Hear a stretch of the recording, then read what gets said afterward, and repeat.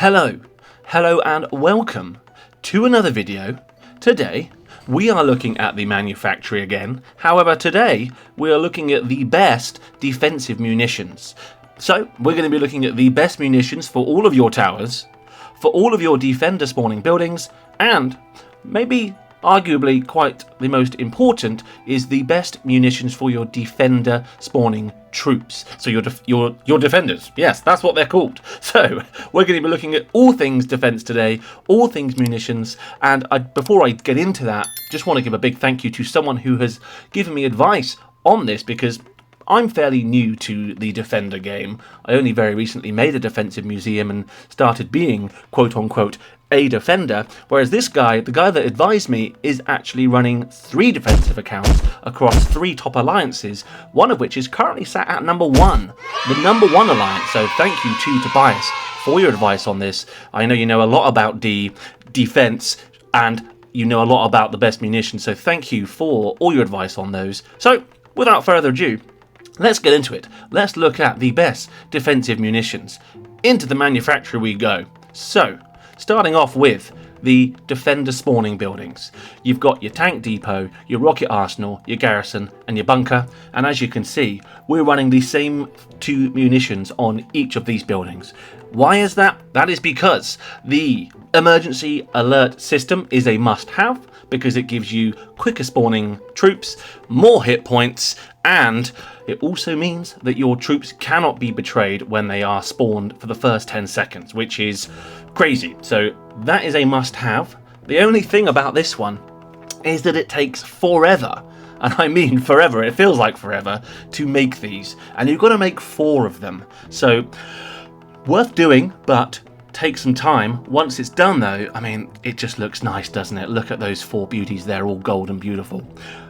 Accompanying that then is and I would recommend as well, recommend getting, just like, if you haven't done this yet, just get a level 1 rapid deployment radio on all of your defender spawning buildings, because at level 1 you gain possibly the best thing that you can get from this, which is the fact that your defenders spawn with protect. So this is a must-have on defender spawning buildings. Rapid deployment radio, it allows your defenders to spawn with protect, it gives your buildings more hit points and increases the spawn speed, but at level 10 it gives you +2 to the maximum amount of troops that can be deployed from those buildings, meaning that your defensive buildings are just going to be gushing out defenders non-stop, and arguably that's one of the hardest things for attackers to overcome at the moment, is taking out defenders. So rapid deployment radio is a must-have, alongside of course the emergency alert system, for all the reasons I've just said. Moving on then, let's look at towers, because towers is a very similar story in the fact that really there's only 2 munitions you want to be worrying about. And if we have a look at my towers here, the 2 ones that you want to be going for, first off, is the LRE optics, and the reason for that is because this gives you +1 range to your towers, which is fantastic. It means they're going to be attacking troops even sooner, because they're going to have that bigger range. Of course, it gives you more attack speed, more hit points, and more damage on those towers, but the +1 range really is why you want to run the LRE optics on your towers. And then the next one we want to be using is not the reinforced plating. No. You want to be using the BDAR tools. Why do you want to do this? Well, because it gives you healing. Yes, that's right, healing on your towers. Whilst the towers are stationary, hey, which guess what? Towers are always going to be stationary. They don't have legs. They're going to be getting healed, and they're also going to do more damage and have more hit points. So you want the BDAR tools on your towers. That is a must-have as well. The only exception, and this is again from the advice of Tobias, is on the air defense system. Rather than having the increased range at very top level, it's advised to actually go with the reinforced plating. And that is because when it comes to top level defense, air defense is very prone to bomber attacks, and essentially your air defense gets taken out straight away, so you don't need the increased range, rather you want the increased hit points on this and the reduced damage taken on your air defense. So having level 10 reinforced plating on your air defense at the very sort of top level is recommended to keep your air defense alive for longer.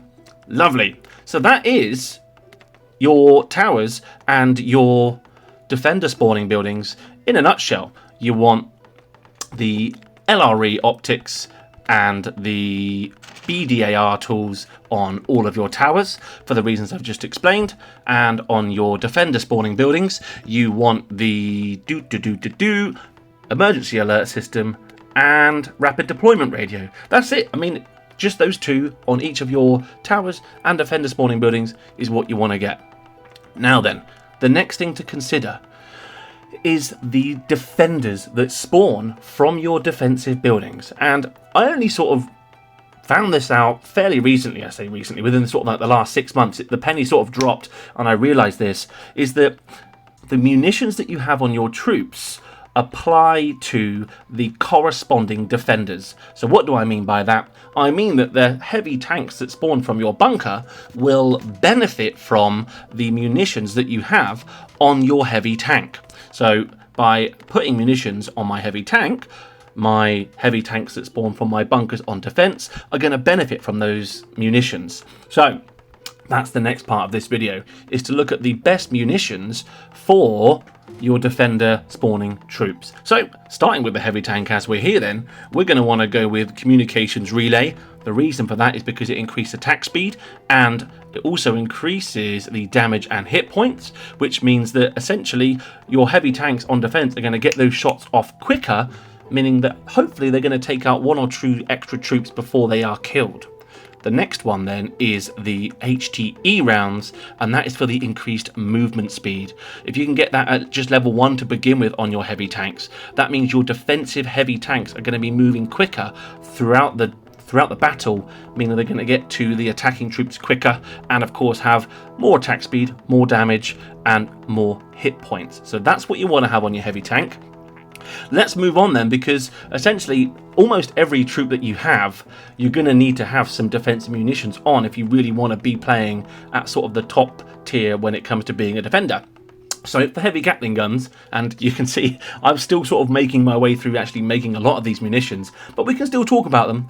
For the heavy Gatling gun, you are going to want to have the obstruction transmitter, mostly for the increased damage and the increased hit points, but you're also going to want the communications relay, again, for the increased damage and hit points, but for the increased attack speed. So your heavy Gatlings that spawn from your machine gun towers when they are destroyed, they're going to be shooting quicker, they're going to have more damage and cause more of a problem for anybody attacking you.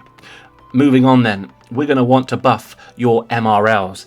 MRLs, you say, but there's no buildings that spawn MRLs. Well, quite commonly, MRLs are used as a donated troop in town centres for defence, which means when the donated troops from your town centre spawn on defence, the donated MRLs, the munitions that you have on them will apply to those defending MRLs from your TC.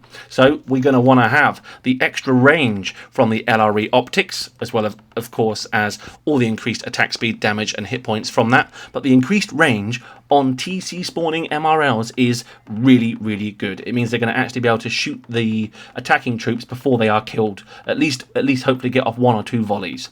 Then we're going to want the obstruction transmitter on there, just because that's going to give you lots of extra damage and movement speed on those defender spawning MRLs. So that's the 2 you want on your MRLs.